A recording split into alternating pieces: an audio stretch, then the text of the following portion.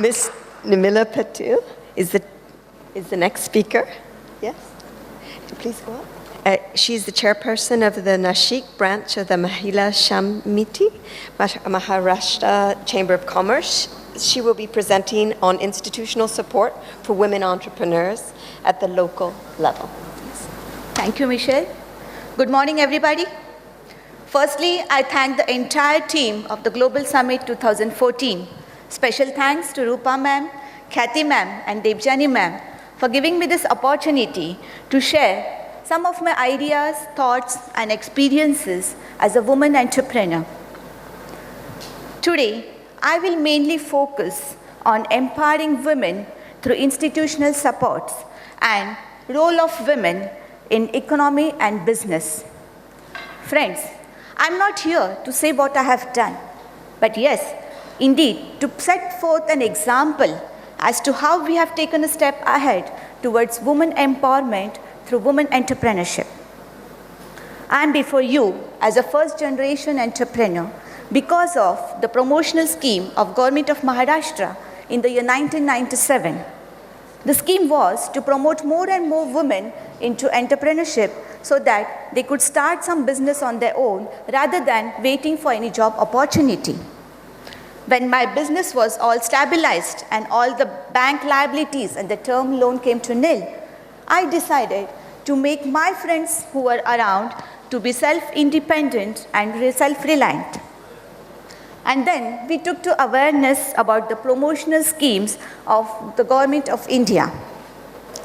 Accordingly, in 2004, as a board member of the Drug Manufacturers Association and as a secretary of an industrial association, I took the initiative to bring in empowerment of women through entrepreneurship.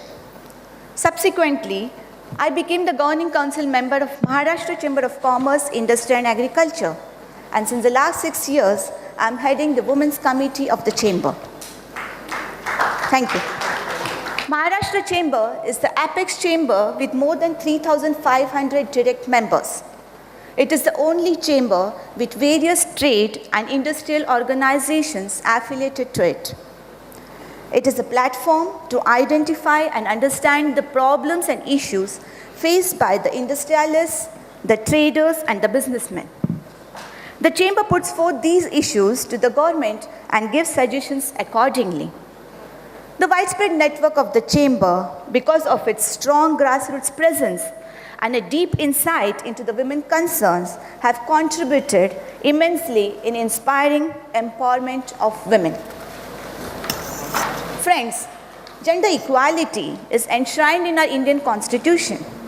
However, in the last few decades, we find gender disparity has manifested in various forms.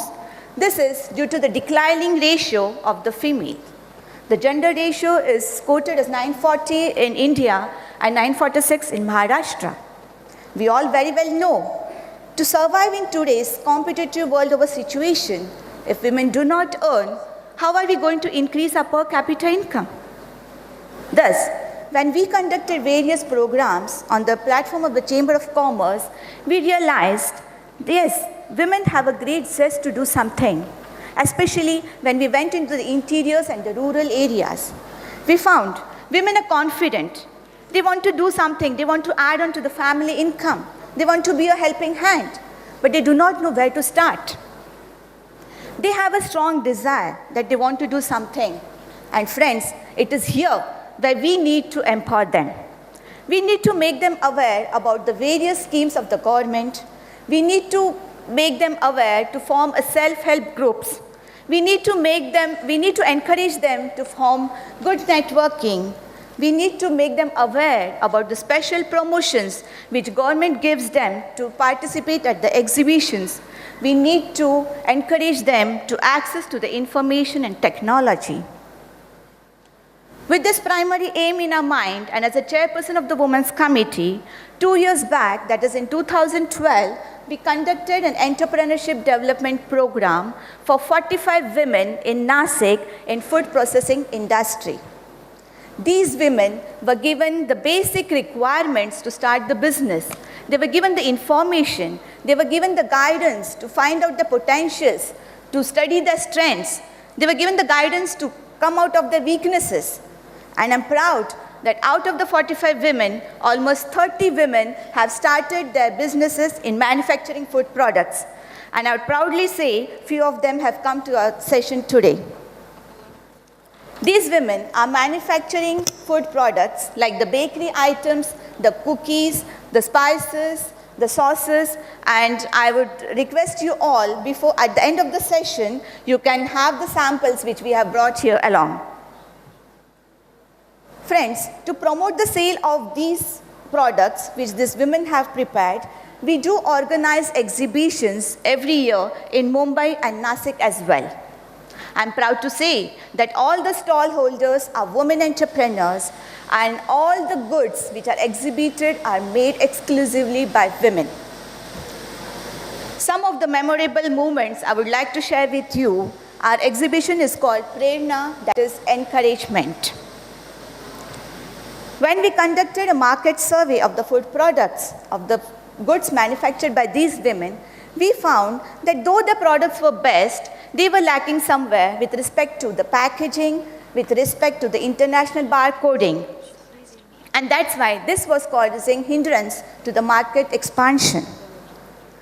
We thought, why not bring all these 30 women under one roof and form a cluster? We took to formation of a cluster development scheme under the MSME CDP scheme of the Government of India, wherein all these 30 women will come together. They will have a common facility center, that is the CFC, wherein there will be a common testing laboratory to analyze the food products, to evaluate their nutritional value. They will have a common latest technology packaging machinery. They will have common barcoding. They will have common storage. Because all of them cannot afford to bring all these facilities individually, because all these 30 women, they are medium and small scale industries. We have formed a company under Section 25A. All these units are registered with the Directorate of Industries, and now I'm proud to say that our cluster is validated at the district level. The detailed study report, that is the DSR, is submitted to the state level for approval. And I would mention one thing here. The remarkable thing of this cluster would be not only these 30 women will be availing the facility of the CFC, but all the 392 food units in entire Nasik district will be availing the facilities at the CFC. I thus believe this will promote exports in food sector. This is one of its kind in India, and I believe, Michelle, this is definitely a step towards advancement and empowerment of women. You all will agree that this session on women at Global Summit has taken cognizance of women empowerment, and I request you all to please collect the samples before leaving the hall. Thank you, everybody, and our journey will continue. Thank you very much. Thank you very much. I'd like to invite our next speaker up. Fathriya Yusuf is an Afghan-German journalist and the ambassador of the Organization of War Victims and Disabled People in Afghanistan. Over to you. Thank you, Michelle. It's a great honor and pleasure to be here at the Global Economic Summit in Mumbai. I would like to thank Mumbai World Trade Center and All India Association of Industries, especially the chairman, Mr. Muraka, then Mr. Kalantri, Mrs. Rupa Naik, and the whole team for organizing such a valuable conference and for giving us, especially women, a platform to represent our countries here. Also glad to have Mr. Talal Abu Ghazaleh here, the chairman of TAG, who is supporting educational programs. And I'm sure that education is the key to a better life, especially for women who are responsible for families and responsible for the society. My background is in media, journalism, and TV production. My birthplace is Afghanistan, Kabul, and I grew up in Germany and studied there. I decided to go back to Afghanistan to help the women there, as I can understand as a woman how the women there struggle. And I also supporting educational programs for women through UN Women National Committee in Germany for the women in Afghanistan. And I think that through education we can create better societies, especially in countries such as Afghanistan. Promoting women's entrepreneurship development to bring change for the Afghan women is my topic. Afghanistan and India have a long interacted with each other through trade and commerce and through their cultural values and commonalities. This is the foundation of a deep mutual trust based on centuries of common history in civilization. Recently, India's Minister of External Affairs, Mrs. Swaraj, showed the support of the people of India for Afghanistan by developing the national flag monument. This monument is a powerful symbol of a unified and independent Afghanistan. And my wish is that this relation between Afghanistan and India will be stronger in future and grow. Supporting job creation and economic empowerment for Afghan women is very important to help these women. Promoting women's entrepreneurship development is vital to foster job creation and economic growth in any country. Women entrepreneurs are a tremendous source of economic growth and through their businesses generate economic and social gains for themselves, their families, and their communities. Our aim is supporting and providing resources to Afghan women and girls to help them to become empowered, economically independent, and socially active. For Afghan women to rejoin the economic mainstream, they need education, skills, and self-confidence. But no individual woman can succeed in a vacuum, as we are in a male-dominated world. It is very important to create a culture of confidence. The challenges Afghan women face require a strategically conceived and multifaceted response. To be economically empowered, a woman needs increased confidence as well as enabling environment that promotes her success. Their families must support them going to school, going to work. Their community must give them a place to work, and their country must provide the legal framework and institutions that support women's economic inclusion. The challenges the women of Afghanistan are facing. There are more than 2 million widows of war in Afghanistan, and most of them are unskilled and illiterate. For generations, Afghan women have worked as artisans, creating beautifully embroidered carpets and handicrafts for which Afghanistan is renowned. However, as the country emerges from more than 35 years of war and its traditional culture opens up, more and more women are seeking opportunities as women leaders and entrepreneurs. Although there have been some steps taken in increasing women participation in the economy, but certainly there are most sufficient to overcome the challenges women face. And the problems are lack of job opportunities, and always women have not much time to talk. We see it's a male-dominated world.